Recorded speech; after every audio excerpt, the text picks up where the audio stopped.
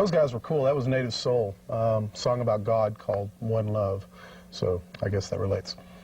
Anyway, folks, welcome to Capsize, where we feature Texas entertainment. 90% of the time, it's music.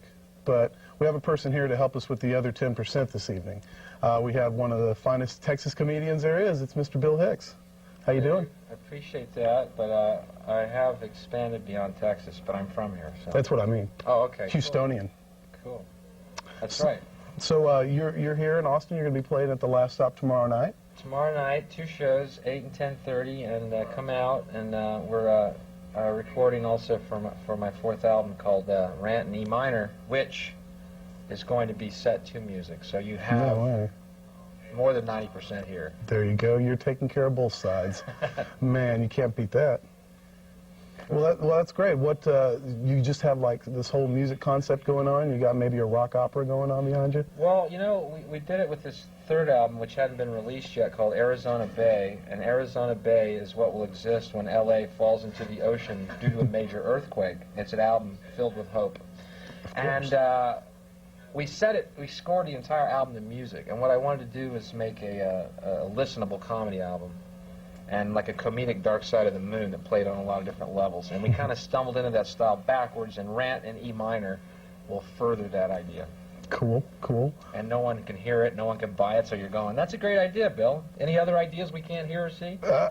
So how long are you gonna keep them waiting on that? How long do you think it'll be before we get to see the results? Well, hopefully it won't be but 3 months, and Arizona Bay will be released. And it's all about, a lot about the LA riots. It's 55 minutes of comedy and about 16 minutes about the LA riots, which will seem not too dated, will they? Not at all. Not at all. But I think the concept of Arizona Bay will go beyond the concept of the album. I mean, Arizona Bay, the idea, people's hatred of LA can really be freely worn on T-shirts with a globe that shows LA gone, and the rest of the world looking like Eden. Not realizing the peace that will ensue when those shrieking, idiot, fractured egos are shut up for once and for all. And also, imagine the joy you're going to feel in your heart when you see the cast of Full House being eaten by sharks on CNN over and over again. 90210, man. Oh, Luke Perry's head is dying. Yeah, I mean, if he ain't old enough already and about to die from old age, he'll just chew him up, man. He's 73 now, and he's actually Buddy Ebsen's twin brother. That's what it is. I knew I saw something. So how long do you think it'll be before we have to wait for the Bay itself in real life? I don't know. I'm wondering how much bull can the world put up with before nature just breaks? How much illusion can the world suffer before nature just snaps in half? Yeah. It could be any minute. It could. It might be happening as we sit here. That's why I just moved from L.A. So. Yeah, yeah. So you're residing in Texas again? No, I'm residing nowhere. I'm residing inside these clothes, and wherever they go, that's where I live. Well, at least you know your landlord. That's right, me and the Gap. But if you want to mail me a letter, just write Bill's Jeans, and the postman will find me. He'll sniff me out. Exactly. Y'all, you know, we are live here tonight. If you want to call us up, we do have a live number. This little box is meant to intercept your comments, questions, and quirps. The number is 472-CALL or 2255, whatever way you look at it. And I promise we're not going to censor you tonight, man. You can say what you like. Yeah, well, I have no evidence. Oh, we are live. There's no way to do it. That's true. Cool.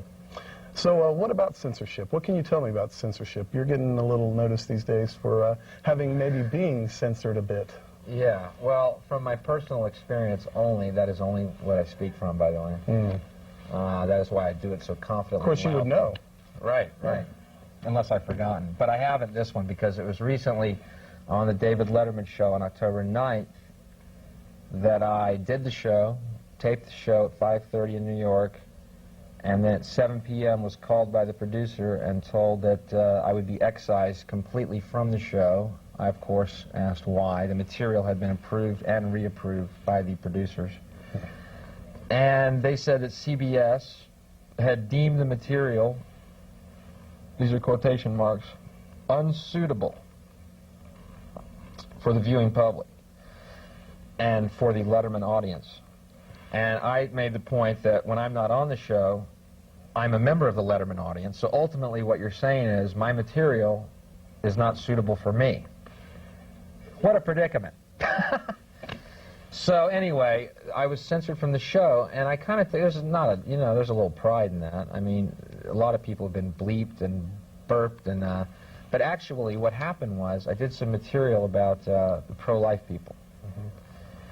And the joke I did was very simple. All I said was, if you're so pro-life, do me a favor, don't lock arms and block medical clinics. Lock arms and block cemeteries.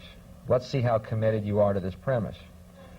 It could even be construed as pro-life if you wanted to make that argument. Yeah. Anyway, they counted that as one of the quote-unquote hot points that I touched on. Here's the punchline. Monday night during the Letterman show, a commercial airs for pro-life. So see, we just had a misunderstanding. I thought I lived in the U.S. of A., the United States of America, Right. and actually we live in the U.S. of A., United States of advertising. Freedom of expression is guaranteed if you've got the money. Okay. Just for the price. Jeez, man. And other hot points I hit on the set, which was, again, approved and reapproved by the Letterman segment producer. Until, of course, it was time to do it.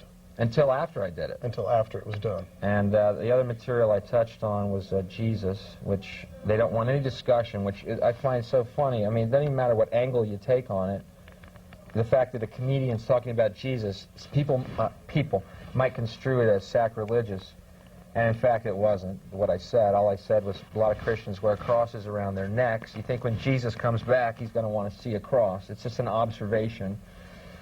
And I did some other stuff about that. But you see, what the problem is... It's like offering Bon Scott a drink of liquor, of Jack Daniels or something. It's just an observation. Yeah. It's no big deal. I didn't go up and say the Pope sleeps with burros, although I believe he does.